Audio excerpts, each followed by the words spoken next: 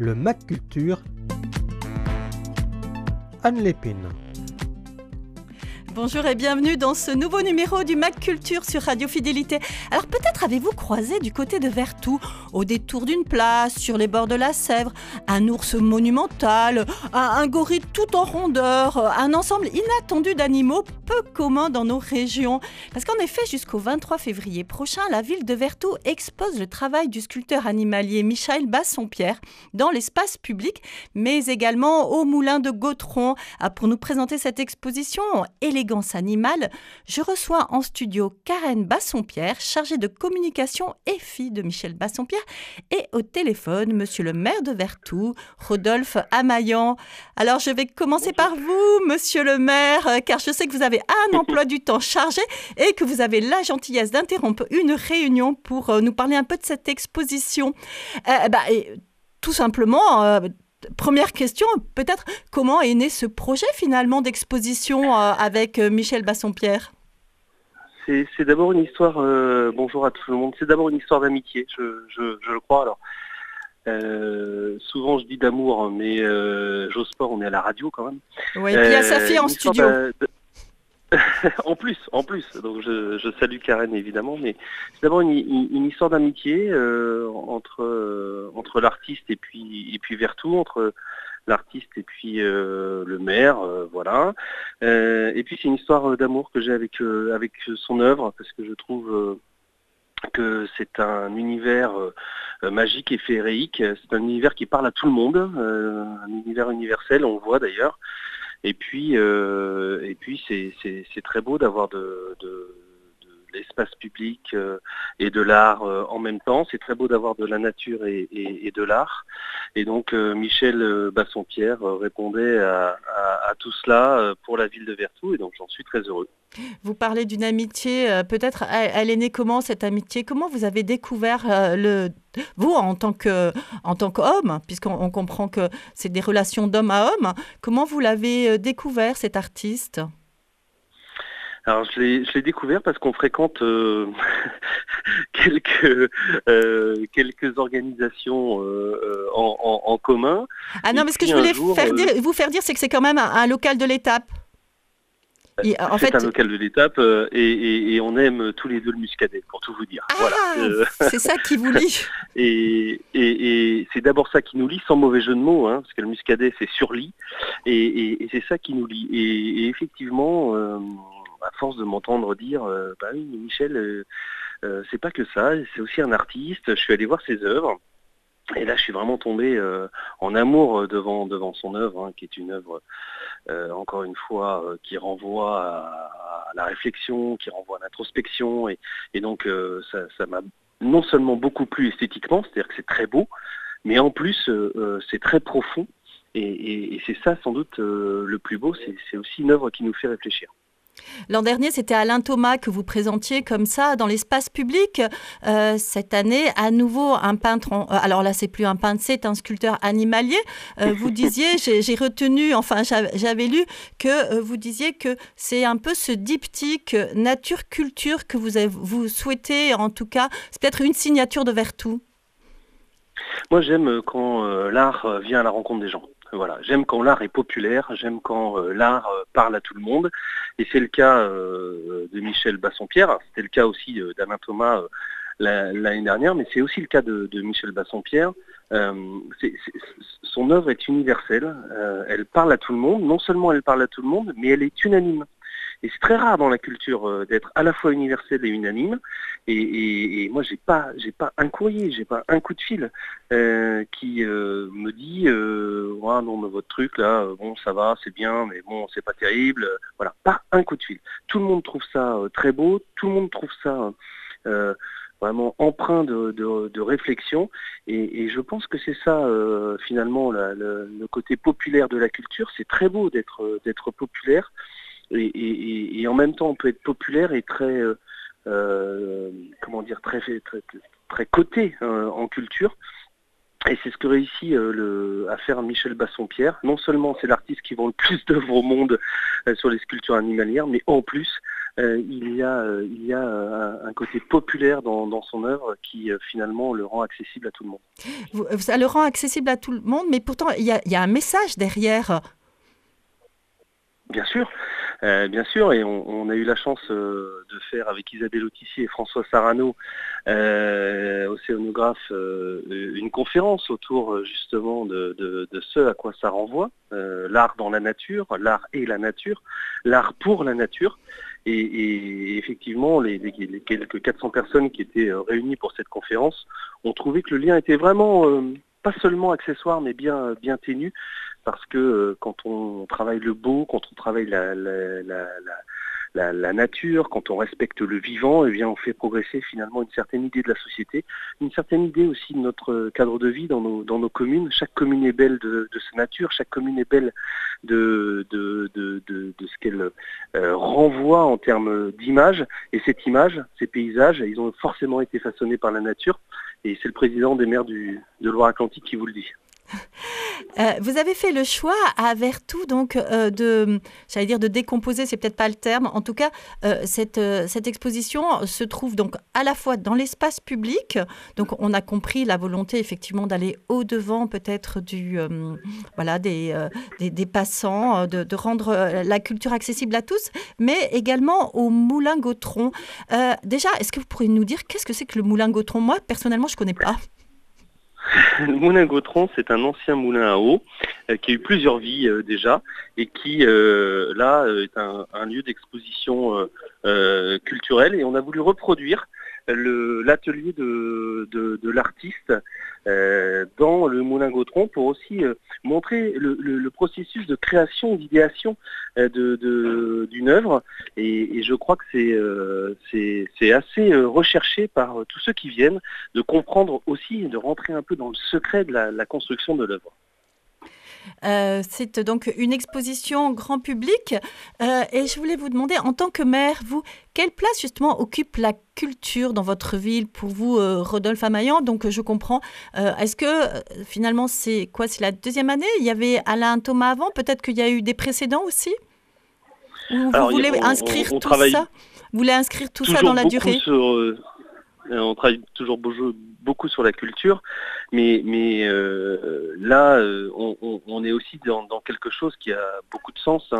C'est la question d'un artiste de notre territoire qui vient à Vertou, qui s'enracine finalement à Vertou, et c'est sans doute ça qui est très beau, parce que quand on est à la tête d'une ville, on cherche à faire de cette ville une identité, à faire de cette ville à créer du commun, et je crois que cette exposition magistrale, incroyable en termes quantitatifs, elle crée aussi du commun, et ça c'est important pour l'avenir d'une ville.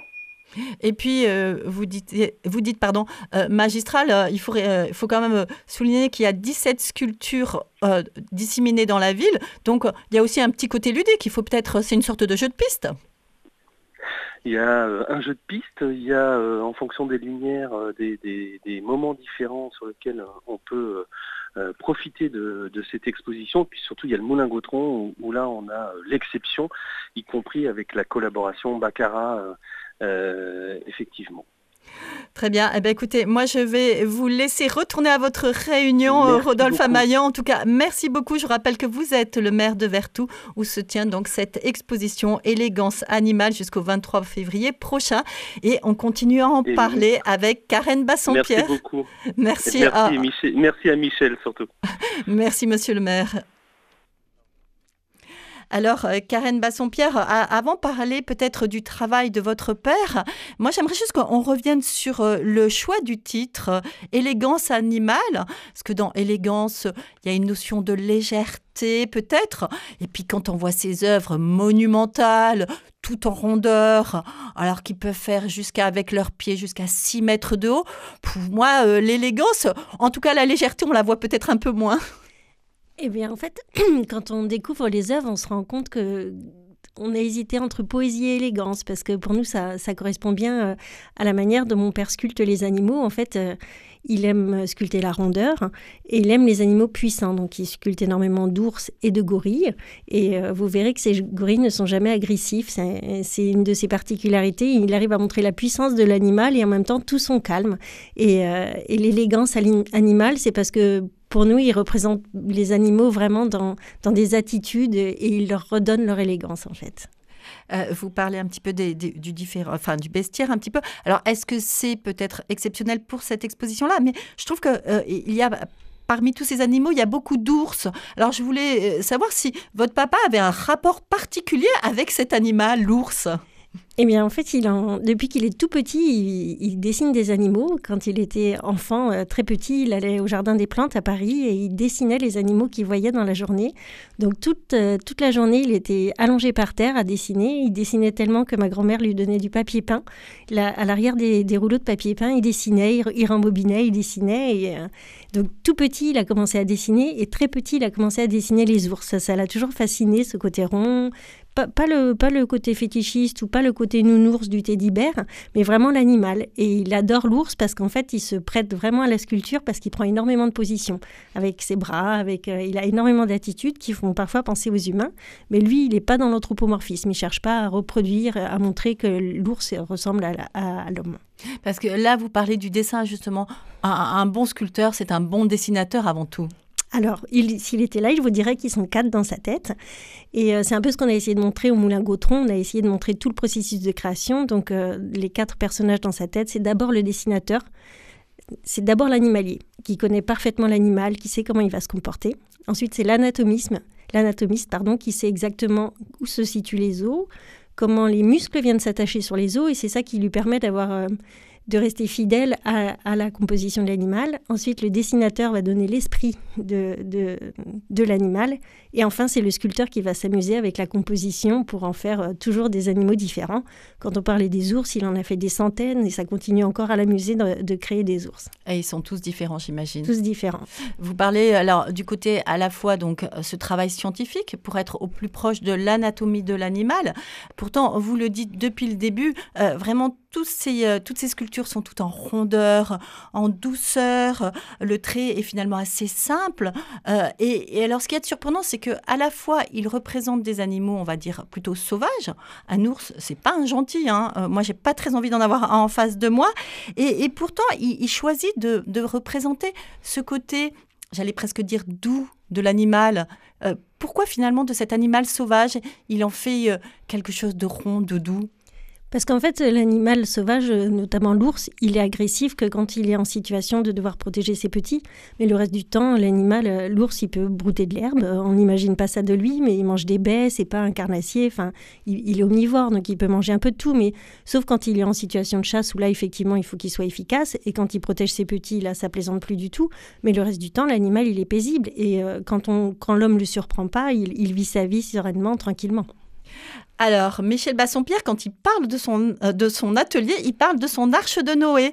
Alors, avant de continuer de découvrir son travail, moi, je vous propose d'écouter la version de l'arche de Noé de Michel Fugain et de son Bing Bang. Alors là, on revient un peu en arrière. Ce sera du feu, on verra tous les rats courir dans les rues, les agents et les gens s'en aller tout nus. Ha ha, c'est la fin du monde. Ha ha, tant pis pour le monde. Ha ha. Et comme on est des rigolos, hey, on va refaire l'arche de Noé. C'est la meilleure solution contre les inondations et les bombardements d'électrons. On va refaire l'arche de Noé, un modèle super géant pour les petits et les grands, pour les hommes et les orang-outans. On verra ce jour-là les grands chefs d'État bien parqués sur le quai par paquet de 3. Des nazis, la NASA, Mao et Moa, embarqués sans chiquer avec un boa. Ha ha, c'est la fin du monde. Ha ha, tant pis pour le monde. Ha ha, mais comme on est des rigolos. L'arche de Noé,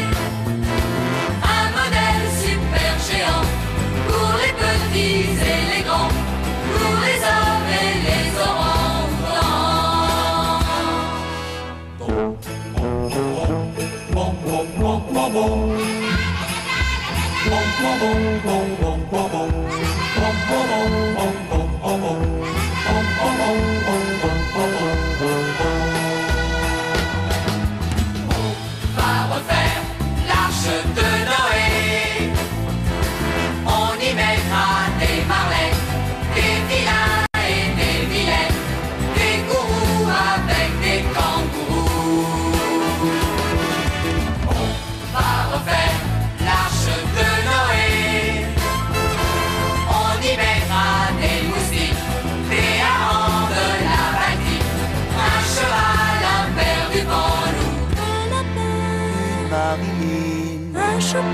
et un chapeline, un chanteur, un androgyne, un canard, alors où est le canard? Une rose, et un lémine, un pédé, une messaline, un raton, une arlequine, un merlin, une mélusine.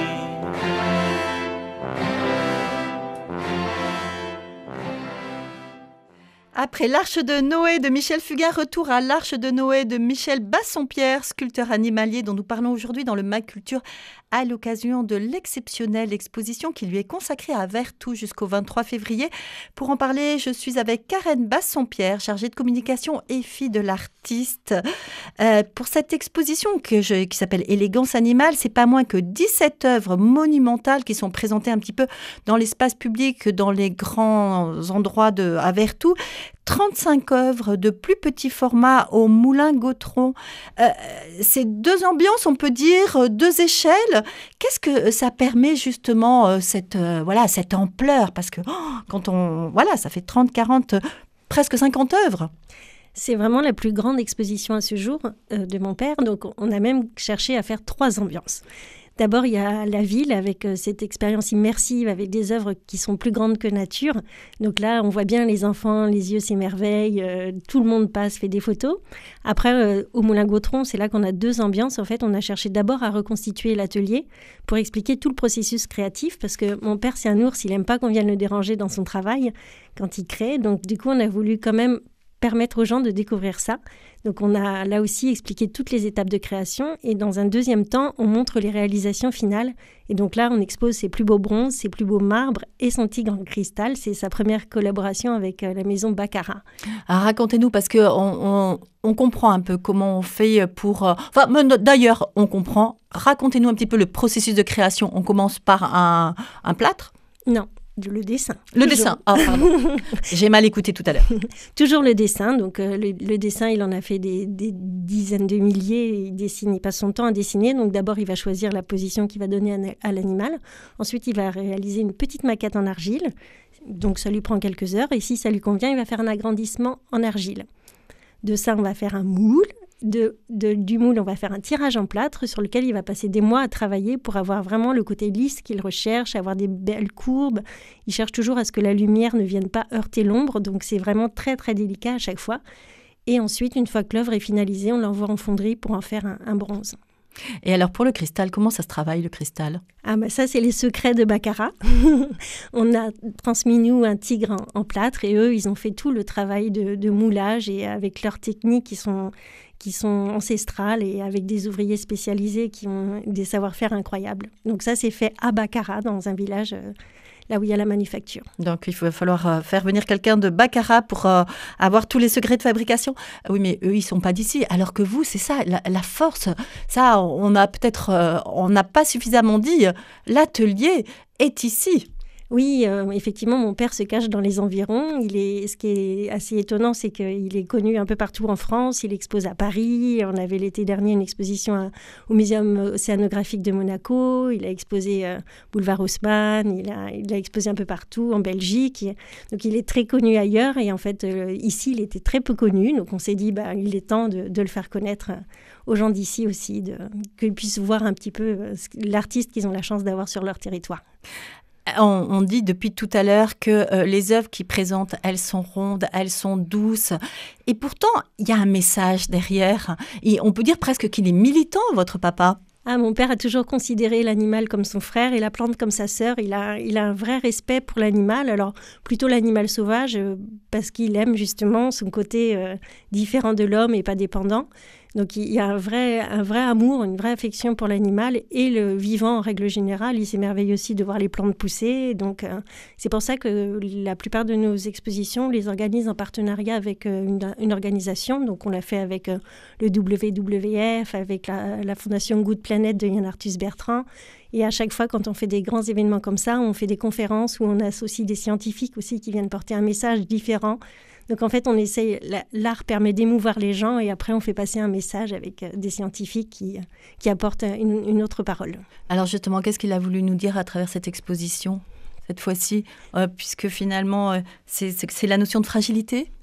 Oui, et puis de s'émerveiller. Il aimerait que les gens se remettent à s'émerveiller et que les enfants ils se remettent à dessiner et qu'ils se disent que tout est possible et qu'il faut ouvrir les yeux et regarder ce qui est beau autour de nous. Pourtant, il nous montre aussi essentiellement des animaux sauvages, vous l'avez dit vous-même. Finalement, le chien du quotidien, le chat, ça ne l'intéresse pas ? Non, ce qu'il aime justement, c'est ce côté sauvage de l'animal qui vit sans interaction avec l'homme. Et puis toujours les animaux ronds, donc le chien et le chat, c'est pas très rond pour lui, c'est pas suffisamment rond. Oh bah, le chat, il peut le devenir. Hein. Parce que d'ailleurs, c'est un sculpteur animalier, il ne sculpte que des animaux ? Oui. Il a fait quelques femmes, mais il préfère l'animal. Il trouve que les positions sont plus riches et ça permet de faire davantage de choses. Après, on a parlé des gorilles, on a parlé des ours, mais il fait également des éléphants. Il a fait un morse, il a fait un tigre pour Baccarat, il a fait des pandas, notamment pour le zoo de Beauval. Donc, il diversifie aussi quand même les animaux qu'il réalise. Et beaucoup de chevaux aussi. Et parce qu'il travaille sur commande ? Ah non, jamais. Parce que comme vous disiez que c'était pour le zoo de Beauval, c'est pour ça que je vous posais la question. Oui, enfin, ils en voulaient un et du coup, il a proposé une œuvre qu'ils ont exposée, qu'ils ont achetée pour mettre à l'entrée du zoo de Beauval. Mais en fait, il a décidé depuis le début de sa carrière de ne pas travailler, qu'on ne lui demande pas ce qu'il doit faire. Il fait d'abord ce qui est beau à ses yeux. Et après, si ça plaît aux gens et s'ils veulent l'acheter, ils peuvent, mais ils ne réalisent pas de commande précise. Alors, je vais vous poser une question et vous allez me dire, ça dépend. Combien de temps, en gros, il met pour réaliser une sculpture comme ça ? Il faut plusieurs mois. Et de toute façon, le processus, comme je vous l'ai décrit tout à l'heure, est très long. En fait, chaque étape peut être rapide, mais notamment le plâtre, avec tout ce qui va être vraiment la finition de l'œuvre, peut prendre des mois. Et après, en fonderie, ça prend aussi des mois de réaliser une œuvre. On parle beaucoup, on parle d'élégance, de fragilité, et pourtant ces œuvres, elles sont, mais alors là, gigantesques, colossales, même on peut dire celles qui sont exposées dans la rue. Est-ce que c'est un choix aussi de sa part, justement, cette espèce de contraste entre finalement ce gigantisme et puis cette fragilité ?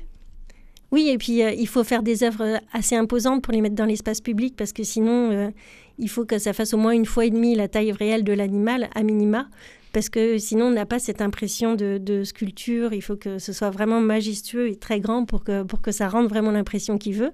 Et après, en fait, c'est les petites sculptures qu'on agrandit pour les mettre dans l'espace public parce que les petites ne conviendraient pas. Donc, Et alors, ces sculptures dans l'espace public, elles craignent pas les intempéries ? C'est quoi ? C'est du bronze ? Elles sont en quoi ? La plupart sont faites en résine, ce qui nous permet de les installer n'importe où. C'est sur des sols qui sont pas très solides. Parfois, ça nous arrive. On peut vraiment les mettre n'importe où. 4 personnes suffisent à les porter. Donc, la majorité de nos sculptures sont en résine. Ah, c'est trompeur, parce que quand on les regarde, on a l'impression que ça pèse son poids. Et puis, on a quelques sculptures en bronze, notamment à l'entrée du Moulin Gautron. On a une sculpture de 2 mètres en bronze. Et là, pour le coup, c'est 800 kilos. Donc, c'est pas 4 personnes qui peuvent le porter. On parle effectivement du fait qu'il est peut-être votre papa, Michel Bassompierre, peut-être plus connu à l'extérieur. Maintenant, ça y est, c'est réparé. Hein. Il est connu dans la région. Alors, racontez-nous un petit peu, parce que là, pour ceux qui vont louper Vertou, il y a une surprise. Ils ont qu'à traverser l'Atlantique. Et alors là, c'est New York. Oui, une partie des œuvres qui sont exposées en ce moment à Vertou vont partir sur Park Avenue, donc dans la rue. Elles seront exposées pendant 1 an sur une des plus belles avenues de New York. Donc ça va être une très belle exposition. Il y aura 10 sculptures monumentales. et puis une exposition en galerie avec une galerie avec laquelle on travaille en parallèle. Donc ça devrait être un beau moment aussi. Justement, c'est votre travail à vous de la communication, le développement. Comment on fait comme ça pour mettre en valeur un artiste ? Quand il a du talent, c'est facile. Donc finalement, vous n'avez rien à faire à part venir répondre à mon micro ? C'est ça, un peu. Et puis, et puis là, on essaye d'organiser des choses autour de l'exposition pour vraiment réussir à faire parler d'elle. Donc là, le 15 février, on a une diffusion, comme notre partenaire de l'exposition, c'est le WWF. On va diffuser un film sur le Rorcal. Donc c'est le 15 février au Ciné Vaillant à 16h. Après, on va faire en sorte que le musée soit ce qu'on appelle le musée éphémère au Moulin-Gautron soit ouvert toutes les vacances en février, là, pour tous les après-midi, si les gens veulent aller voir, pour vraiment redonner un coup de boost à cette exposition, vraiment permettre aux gens qui en ont entendu parler, parce que le bouche à oreille a marché très fort, de venir. On a déjà eu plus de 25 000 personnes en 2 mois d'ouverture, ce qui est beaucoup parce que c'est ouvert que 3 après-midi par semaine, donc on a eu des fréquentations incroyables. Et là, on espère que les dernières personnes vont pouvoir en profiter, sinon ce sera New York. Ah, voilà, c'est les vacances qui approchent, donc belle idée. Merci beaucoup Karen Bassompierre pour cet éclairage sur le travail de votre père. Je rappelle donc que l'exposition Élégance animale se déroule jusqu'au 23 février à Vertou. Comme on le disait avec Monsieur le maire en début d'émission, c'est un véritable jeu de piste. Alors, il faut découvrir les 17 sculptures monumentales qui sont exposées au travers de la ville. Bon, il n'y a rien à gagner à l'arrivée, ça je vous le dis. Juste le plaisir de se prendre en photo à côté d'un éléphant ou d'un ours. Et pour en savoir plus également, donc, comme on le disait, sur les différentes étapes du travail du sculpteur, rendez-vous au Moulin-Gautron et où donc est reconstitué l'atelier de Michel Bassompierre. Donc, comme je le disais, une belle idée de sortie en famille pendant les vacances. Et voilà, si vous ratez Vertou, session de rattrapage à New York. Bonne semaine et à la semaine prochaine. Merci, au revoir.